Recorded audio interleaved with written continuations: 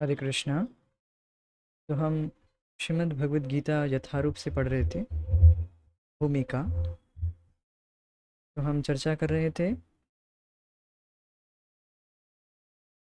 बहुत सुंदर एनालॉजीज दी जा रही थी जो एग्जाम्पल के द्वारा, कि जब तक जीवात्मा भगवान से संबंधित होकर कुछ कार्य नहीं करता है तब तक वह यूज़लेस है। उसका एग्जिस्टेंस, उसका अस्तित्व ही अनस्तित्व, उसका अस्तित्व ही कोई मतलब नहीं है। मतलब ऐसे बताया जा सकता है, मतलब ही इज़ टोटली यूजलेस। तो प्रभुपाद जी बता रहे थे कि don't be useless, be useful in the service of Krishna. हमें अपने मूल्य को समझना चाहिए, अपने वैल्यू को समझना चाहिए कि हमारी वैल्यू तभी होगी जब हम भगवान की सेवा में लगेंगे। तो इस पर बहुत सारे उदाहरण दी जा रही थी, और भी उदाहरण दिया जा रहा था कि भगवान की भक्ति करने से और कुछ करने की ज़रूरत नहीं है। और कुछ करने की मतलब और कुछ देव देवियों की पूजा, ये सब कुछ करने की ज़रूरत नहीं है। तो सब बात हम चर्चा कर रहे थे, उदाहरण दिया जा रहा था। तो नाउ आज हम चर्चा करेंगे एब्सोल्यूट ट्रूथ, परम सत्य के विषय में चर्चा करेंगे। और परम सत्य को जानने के द्वारा जीव मुक्त हो जाता है, भगवान को जानने के द्वारा। तो यही भगवत ज्ञान, ये जो ज्ञान भगवान के विषय में जितना हम जानेंगे तभी हम वास्तव में हम्म, कुछ वास्तविक ज्ञान को प्राप्त कर रहे हैं। अन्यथा बाकी सब अज्ञान है। जितना हम भगवान के बारे में जानेंगे उतना ही हमें हमारे पास वास्तविक वेल्थ, संपद, वास्तविक एक धन है। नहीं तो हमारे पास कोई धन नहीं है, वो धन रहेगा नहीं, या फिर वो धन यूजलेस ही होगा। तो ये सब हम चर्चा करेंगे। तो नाउ लेट्स स्टार्ट।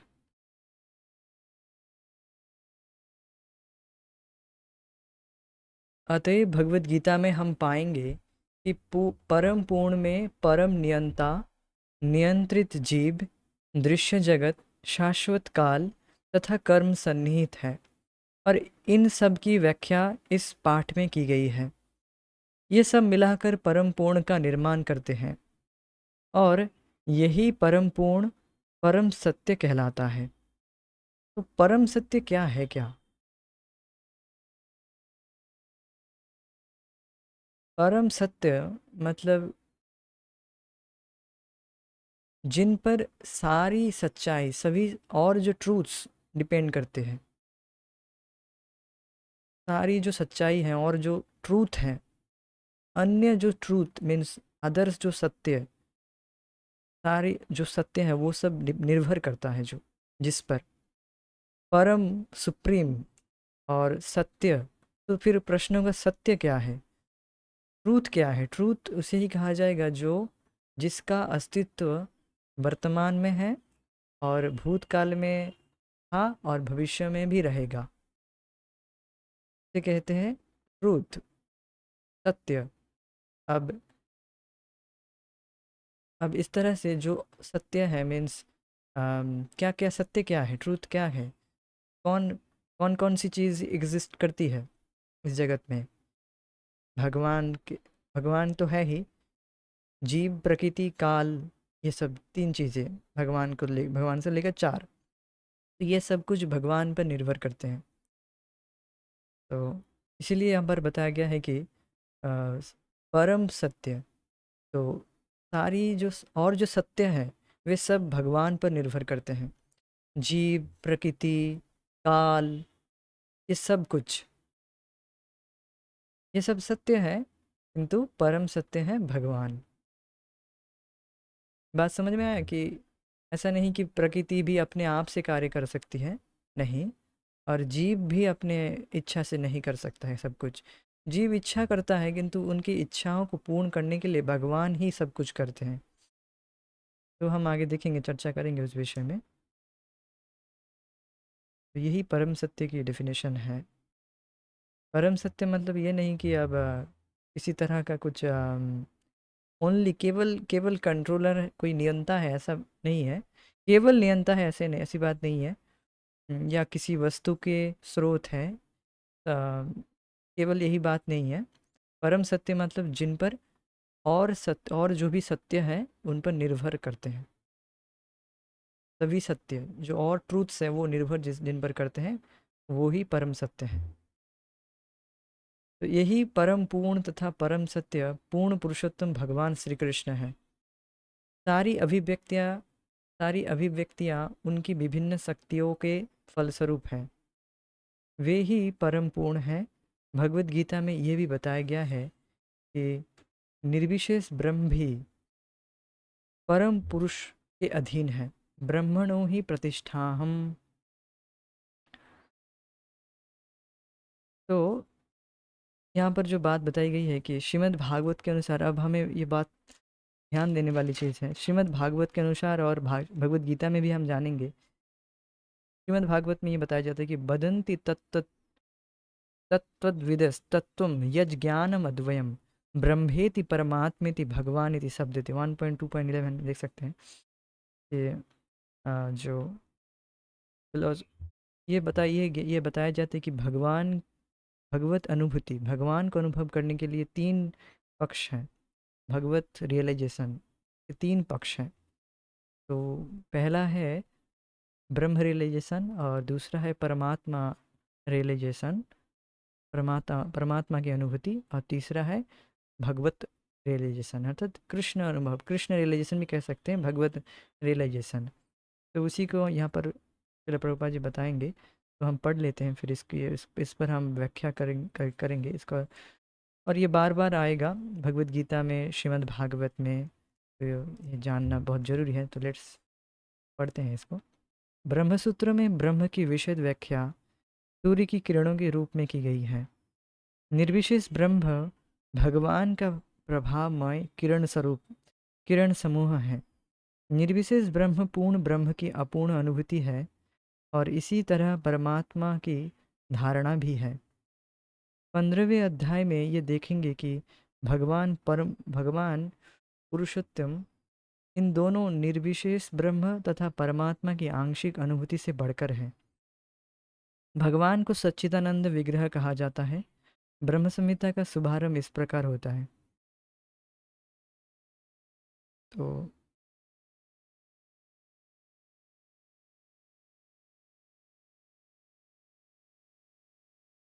देखिए यहाँ पर जो बात बताई गई है कि ब्रह्मणो ही प्रतिष्ठा हम। ब्रह्मणो ही, ब्रह्म ब्रह्म ब्रह्मणो ही, जो ब्रह्म ज्योति है वह मेरी ही अ, ये मतलब ही मीन्स सर्टेनली, जरूर, प्रतिष्ठा अहम, this is the basis of me. मेरे बेसिस है, मतलब मुझसे ही ब्रह्म ज्योति आई है। जैसे इसको उदाहरण दिया गया है यहाँ पर। सूर्य किरण, जो जैसे सूर्य किरण आप देखते हैं, तो सूर्य किरण के समान ही यहाँ पर इस तुलना की जा रही है। भगवान कृष्ण गोलोक वृंदावन में विराजमान है, और उनके शरीर से, उनके दिव्य शरीर से एक दिव्य प्रकाश निकल रही है। तो इस दिव्य प्रकाश को ही ब्रह्म ज्योति के रूप में बताया गया है। ब्रह्म ज्योति है, इस दिव्य प्रकाश को ही ब्रह्म ज्योति बताया जाता है। वैष्णव धर्म में ब्रह्म ज्योति के एग्जिस्टेंस को अस्वीकार नहीं किया जाता है। ब्रह्म ज्योति है, किंतु ब्रह्म ज्योति ही परम नहीं है।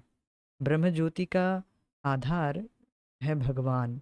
ब्रह्मणो ही प्रतिष्ठा अहम, अर्थात ब्रह्म ज्योति का जो प्रतिष्ठा आधार है वो मैं हूँ, मैं ही हूँ, अवश्य मैं ही हूँ। तो बहुत सुंदर ये बात यहाँ पर बताई गई है। जैसे अब सूर्य किरण, सूर्य सूर्य किरण का आधार कौन है? सूर्य है। ऐसा नहीं कह सकते कि का आधार सूर्य किरण है, ऐसा नहीं है। सूर्य किरण का आधार सूर्य है। तो जो ये तीन फीचर्स हैं, तीन अनुभूति है, भगवत रियलाइजेशन, भगवान की अनुभूति करने वाले, पहला अनुभूति जो करते हैं मीन्स ब्रह्म रियलाइजेशन, ब्रह्मानुभूति जो करते हैं, उनको भगवान के शाश्वतता की अनुभूति होती है। भगवान हाँ शाश्वत है, वे शाश्वत है, इतना वे अनुभव कर पाते हैं, बस इतना। उनको अ, सच्चिद मीन्स ज्ञान का अनुभव नहीं होता है, परमात्मा का अनुभव नहीं होता है।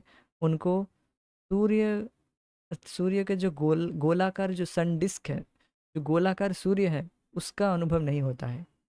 जैसे मैं अगर घर पे रहूं, घर से बाहर ही ना निकलूं, तो मुझे बस केवल सूर्य किरण ही दिखेगा, और सूर्य का कुछ अनुभव मेरे मेरे को नहीं रहेगा। मुझे कुछ सूर्य का अनुभव नहीं रहेगा, सूर्य है कि नहीं।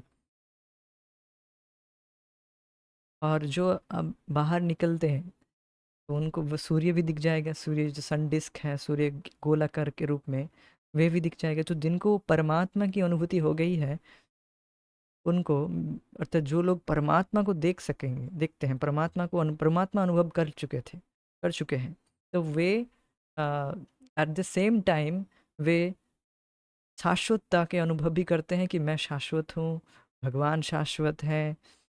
तो वे शाश्वतता का भी अनुभव कर रहे हैं, और साथ साथ एक एक्स्ट्रा क्या, ज्ञान का अनुभव कर रहे हैं। सच्चिद, चिद मीन्स चित मीन्स नॉलेज। भगवान है पूरी तरह से ज्ञान, भगवान का जो स्वरूप है, भगवान कृष्ण का, वो सच्चिदानंदमय है। सत मीन्स इटर्नल, चिद means knowledge, and Anand means blissful, पूरी तरह से आनंदमय। और इस परमात्मा अनुभव में व्यक्ति केवल शाश्वतता का अनुभव करता है, और ज्ञानमय का अनुभव करता है। वे अपने आप को में ज्ञान क्या है कि मैं आत्मा हूँ, और भगवान परमात्मा के रूप में दिखता है। अ, परमात्मा को बस वे देखते हैं कि हाँ परमात्मा है, मैं हूँ, इतना बस। किंतु अब वह से अब परमात्मा का अनुभव हुआ है, किंतु अब जो व्यक्ति भगवत रियलाइजेशन किया है, अर्थात जो व्यक्ति, जैसे उदाहरण दिया जाए, जैसे व्यक्ति, अगर जो व्यक्ति सूर्य देव के साथ बात कर सकता है, सूर्य देव का उपासक है, तो वो तो उसका तो डायरेक्ट संबंध है सूर्य देव से, तो वो तो तीनों चीज़ों का अनुभव कर रहा है। सूर्य की किरण, अर्थात सूर्य प्रकाश, और सूर्य को देख सकता है, और वे उस सूर्य के अंदर बिल्कुल सूर्य देव विवस्वान से भी बात कर सकता है। उसके साथ, उनके साथ भी वे, उनका एक संबंध है, उनका उपासक है वे। तो इसी तरह से शुद्ध भक्त, भगवान के शुद्ध भक्त, भगवान के आनंदमय का अनुभव करते हैं, भगवान से अपना संबंध को अनुभव करते हैं, भगवान से एक ममता का अनुभव करते हैं कि हाँ भगवान है, भगवान की सेवा करनी है, भगवान को सुखी करना है। भगवान कृष्ण मेरे हैं, मैं भगवान का सेवक हूँ। तो इस तरह का एक संबंध वे अनुभव करता है। हाँ, किंतु जो परमात्मा का अनुभव किया है, जो व्यक्ति, जो परमात्मा रियलाइजेशन किया है, उसे अब भगवान से कोई उतना ममत्व फील नहीं होगा। उसका उस वह आनंद का जो, भगवान के जो तीन गुण में लास्ट जो आता है, अर्थात आनंदमय का अनुभव वो नहीं करता है। अब आप प्रश्न करेंगे, अच्छा परमात्मा भी तो भगवान कृष्ण का ही एक रूप है, तो वो परमात्मा रियलाइजेशन और भगवत रियलाइजेशन भेद क्या हुआ? वो तो देख ही लिए है कि कृष्ण, आप सुने होंगे कि कृष्ण तो हमारे हृदय में है, तो ये भी तो बहुत बड़ी बात है। तो ये भी तो वैसे ही हुआ, वो तो भगवान का अनुभव ऑलमोस्ट कर ही लिया। तो ये नहीं, ऐसा नहीं। अ, परमात्मा जो अनुभव किया है, परमात्मा का जो फीचर, परमात्मा फीचर भगवान का ही एक रूप है, जो कैसा है, जो उपद्रष्टा अनुमंता च, उपद्रष्टा मीन्स ओवरसियर। ठीक है, वो जो भी उपद्रष्टा के रूप में परमात्मा हमारे हृदय में है, हमें हमारे सारे कर्म को देखते हैं, और सैंक्शन देते हैं, अनुमति देते हैं, अनुमंता च। और उपद्रष्टा मीन्स ओवरसियर, कॉन्शियस रहे। उपद्रष्टा देखते हैं, ठीक है ये भोग इच्छा किया है, तो भगवान देखते हैं, भोग इच्छा किया है, अनुमंता उसके कर्म को देखकर, ठीक है अच्छा ये इतना कर्म किया है, तो इसके अनुसार उसे भगवान ही भुगवाते हैं, तो परमात्मा के रूप में अनुमति देते हैं, सैंक्शन देते हैं। जब तक परमात्मा उसे अनुमति नहीं देता वो भोग भी नहीं कर सकता है जीवात्मा। तो परमात्मा अनुभव जो करता है वो बस इतना तक ही अनुभव करता है, किंतु अब भगवान से कोई ममत्व फील नहीं करता है कि कृष्ण मेरे हैं, ऐसा अनुभव नहीं करता है, कृष्ण की सेवा करनी है, ये भाव नहीं है। जो परमात्मा रियलाइजेशन करता है वो भी काइंड ऑफ ब्रह्म रियलाइजेशन जैसा, वो भी ऐसे ही सोचता है कि मैं परमात्मा से एकाकार हो जाऊंगा, यही सब सोचता रहता है। हाँ, जो ब्रह्म रियलाइजेशन में करता है वो भी सोचता है कि मैं ब्रह्म में लीन हो जाऊंगा, ये सब। तो this both of things not much difference. हाँ, फिर भी एक डिफरेंस है। परमात्मा अनुभव करता है उसमें बस थोड़ा ज्ञान का रहता है, वो ज्ञान में रहता है, और साथ साथ शाश्वतता का अनुभव करता है और साथ साथ ज्ञान का भी, बट वो आनंद का अनुभव नहीं कर पाता। अब देखिए जीवात्मा जो कि भगवान का अंश है, वह भी आनंदमय है, तो ये सब करके वास्तव में वो संतुष्ट नहीं होता है, ये सब अनुभव करके भी। तो इसीलिए हमें यहाँ पर बताया जा रहा है, ये सब सुने भी, ये सब लोग प्रयास करते हैं, ये सब करते हैं, किंतु इन सब में हमें कोई रुचि नहीं है। इन सब में हमें कोई रुचि नहीं है। हम तो भगवान कृष्ण से हमें अपने संबंध को जागृत करना है। हाँ, भगवान से एक ममत्व का अनुभव करना है, भगवान कृष्ण की अनुभूति करनी है। तो ये बात हमें ये बात बताई जा रही है। और अ, अब निर्विशेष ब्रह्म पूर्ण ब्रह्म की अपूर्ण अनुभूति है, और इसी तरह परमात्मा की धारणा भी है। तो निर्विशेष ब्रह्म पूर्ण ब्रह्म की अपूर्ण अनुभूति है।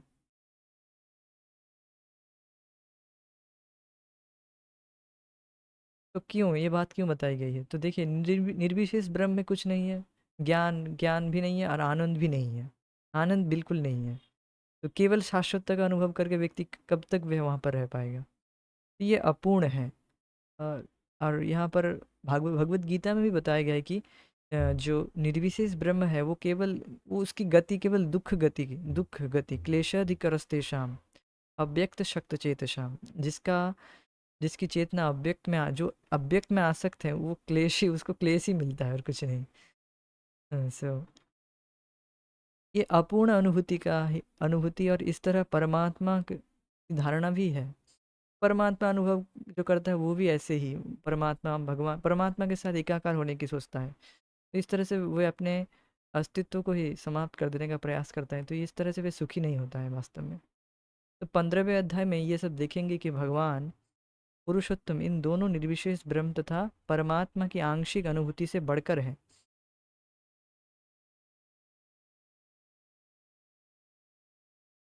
तो ये बात यहाँ पर समझना होगा कि ब्रह्म realisation is not everything, Brahma realisation कुछ नहीं है।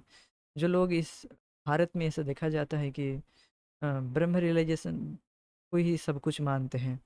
हाँ, कि ये एक गलत धारणा इस भारत में हम देख सकते हैं, और देखते हैं भी है, कि ऐसे बोलते हैं कि ब्रह्म से ही ब्रह्म से ही सब कुछ आया है, किंतु ऐसा नहीं, ब्रह्म से सब कुछ आया नहीं है। जैसे अगर मैं कहने लग जाऊं कि सूर्य सूर्य किरण से ही आया, तो गलत हो जाएगा ना। या बल्ब बल्ब का प्रकाश प्रकाश से बल्ब आया, तो ये गलत हो जाएगा। तो ऐसा नहीं हो सकता, ऐसा नहीं है। ये गलत धारणा है, जिस गलत धारणा से लोग पीड़ित हैं। इस विषय में प्रभुपाद जी आगे बताएंगे, हम पढ़ते हैं। तो भगवान को सच्चिदानंद विग्रह कहा जाता है। ब्रह्म संहिता का शुभारंभ इस प्रकार होता है।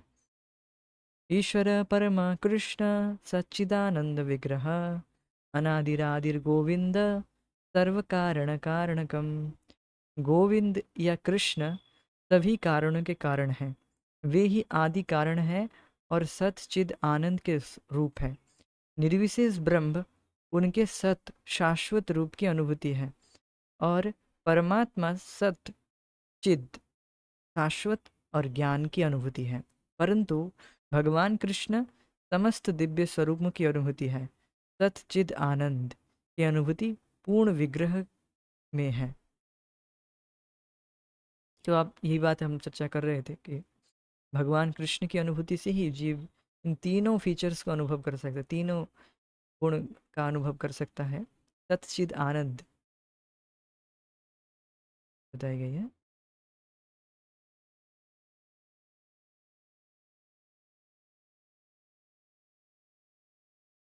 अल्पज्ञानी लोग परम सत्य को निर्विशेष मानते हैं, लेकिन वे हैं दिव्य पुरुष, और इसकी पुष्टि समस्त वैदिक ग्रंथों में हुई है।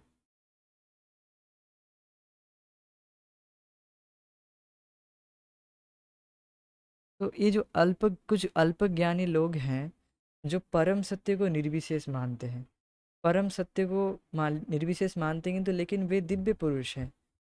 तो अल्पज्ञानी लोग क्यों परम सत्य को निर्विशेष मानते हैं,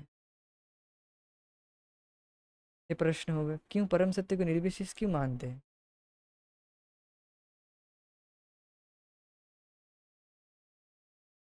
हाथ खड़ा क्यों कर रहे हैं? तो देखिए, अल्पज्ञानी लोग परम सत्य को निर्विशेष मानते हैं। अ, ऐसा क्यों है?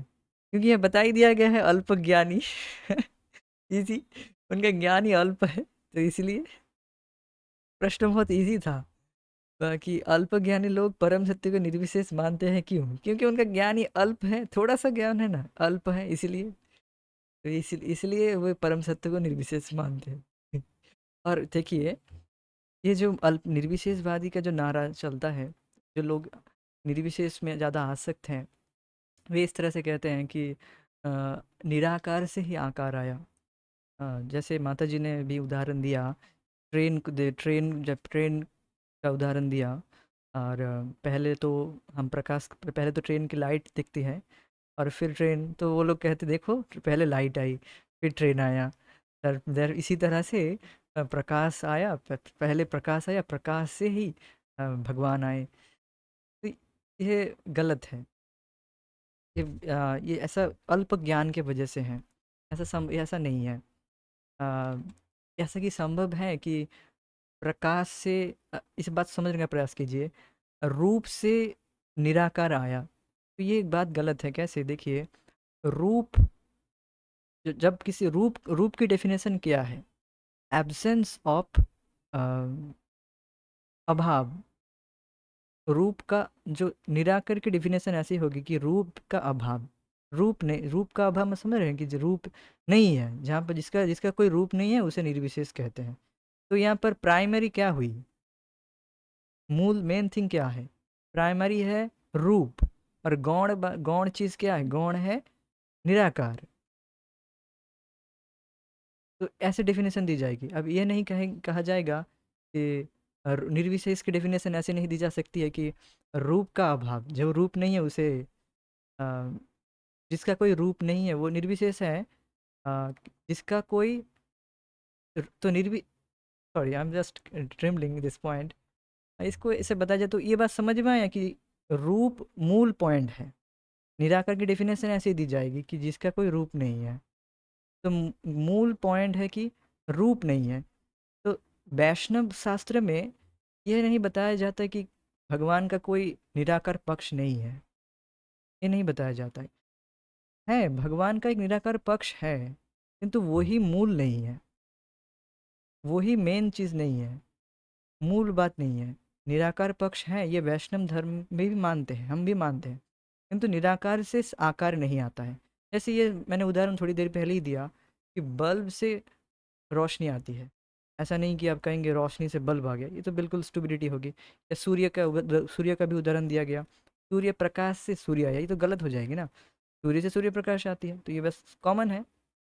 तो उसी तरह से भगवान से ही, भगवान के दिव्य स्वरूप से दिव्य प्रकाश ही निर्विशेष है, वो निराकार है।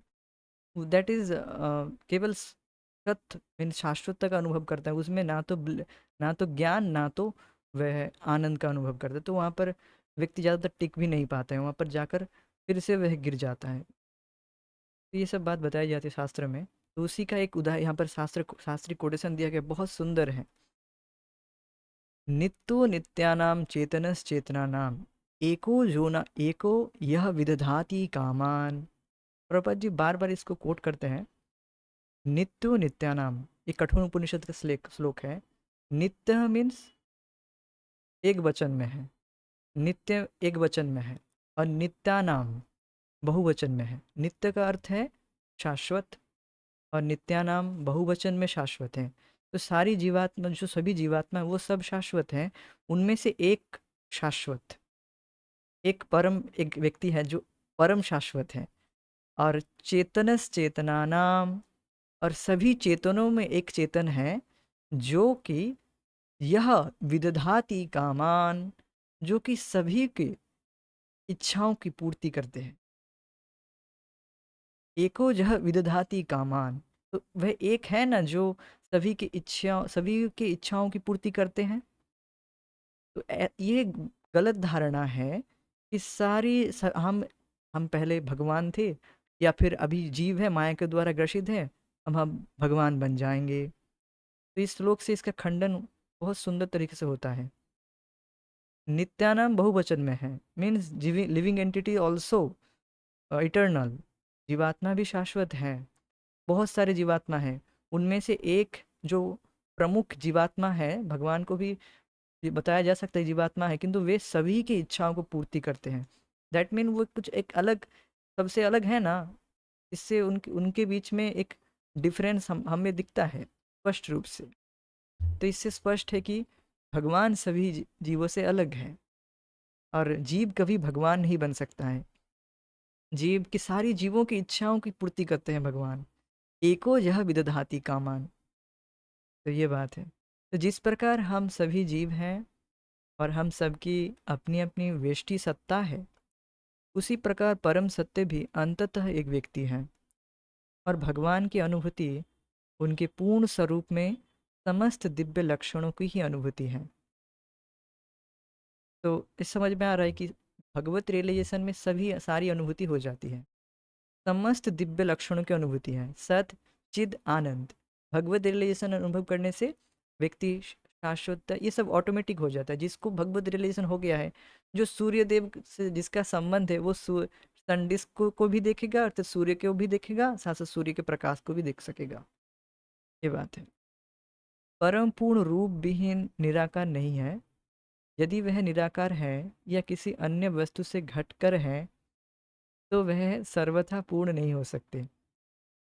जो सर्वथा पूर्ण है, उसे हमारे लिए अनुभव गम्य तथा अनुभावित, अनुभवातीत, अनुभव से अतीत हर वस्तुओं से युक्त होना चाहिए, अन्यथा वह पूर्ण नहीं हो सकता। पूर्ण भगवान में अपार शक्तियां हैं। पराश्य शक्तिर्विविधैव श्रूयते, स्वाभाविकी ज्ञान बल क्रिया च। इस तरह से एक श्लोक है, मैं पूरा कर रहा हूँ। कृष्ण किस प्रकार विभिन्न शक्ति द्वारा कार्यशील है, इसकी भी व्याख्या भगवत गीता में हुई है। तो देखिए क्या बात बताई गई है। आ, यह ब्रह्मसूत्र में, अर्थात ब्रह्मसूत्र में बताया जाता है कि भगवान, ये शक्ति विवर्तनवाद बताया जाता है। एक थ्योरी है शक्ति विवर्तनवाद नाम से, जहाँ पर बताया जाता है कि भगवान की शक्ति के परिवर्तन, भगवान अपने आप में पूर्ण है, उनमें कोई परिवर्तन नहीं आता है, किंतु भगवान, उनकी शक्तियों में परिवर्तन आती है। वे भगवान के निर्देशन में उनकी शक्ति सारी कार्य करते हैं। किंतु यह गलत बात है, कि गलत एक धारणा है लोगों में विवर्तनवाद नाम से, जिस थ्योरी में बताया जाता है कि भगवान में परिवर्तन होता है। नहीं, भगवान में कुछ परिवर्तन नहीं होता है। भगवान पूरी तरह से सच्चिदानंदमय विग्रह है, उनमें कुछ परिवर्तन नहीं होता है। परिवर्तन शक्तियों में होती है, उनकी शक्ति सब कार्य करती है। इस जगत में जो भी आप परिवर्तन देख रहे हैं, ये सब उनके शक्तियों में हो रहा है। तो विविधता, वैरायटीज शक्ति में है, वैरायटीज भगवान उत्पन्न कर दिए हैं। अब भगवान में कोई परिवर्तन नहीं आता है, ये बात समझना चाहिए। तो कृष्ण किस प्रकार अपनी विभिन्न शक्तियों द्वारा कार्यशील हैं, इसकी भी व्याख्या भगवत गीता में हुई है। ये दृश्य जगत किस प्रकार विभिन्न शक्तियों द्वारा कार्यशील है, उसको बताया गया है। देखिए थोड़ा सा, ये दृश्य जगत, यह भौतिक जगत, जिसमें हम रह रहे हैं, ये भी स्वयं में पूर्ण है, क्योंकि जिन 24 तत्वों से यह नश्वर ब्रह्मांड निर्मित है, वे सांख्य दर्शन के अनुसार इस ब्रह्मांड के पालन तथा धारण के लिए अपेक्षित संसाधनों से पूर्णतः समन्वित है। इसमें ना तो कोई विजातीय तत्व है, ना ही किसी की आवश्यकता है। इस सृष्टि का अपना निजी नियत काल है, जिसका निर्धारण परमेश्वर की शक्ति द्वारा हुआ है। और जब यह काल पूर्ण हो जाता है, तो उस पूर्ण की पूर्ण व्यवस्था से इस क्षणभंगुर सृष्टि का विनाश हो जाता है। लघु पूर्ण इकाई जीवात्मा के लिए इसकी पूर्ण सुविधा प्राप्त है कि पूर्ण की प्रतीति करी। सभी प्रकार की अपूर्णता का अनुभव पूर्ण विषय के बारे में ज्ञान की अपूर्णता के कारण है। इस प्रकार भगवद गीता में वैदिक विद्या का पूर्ण ज्ञान पाया जाता है। इतने सारे पूर्ण आए होंगे आपके दिमाग, ऊपर से गया होगा। तो देखिए बात क्या बात बताई गई है। हाँ, तो ये जो भौतिक जगत है, ये भौतिक जगत 24 तत्वों से बना है। 24 तत्वों से बना है।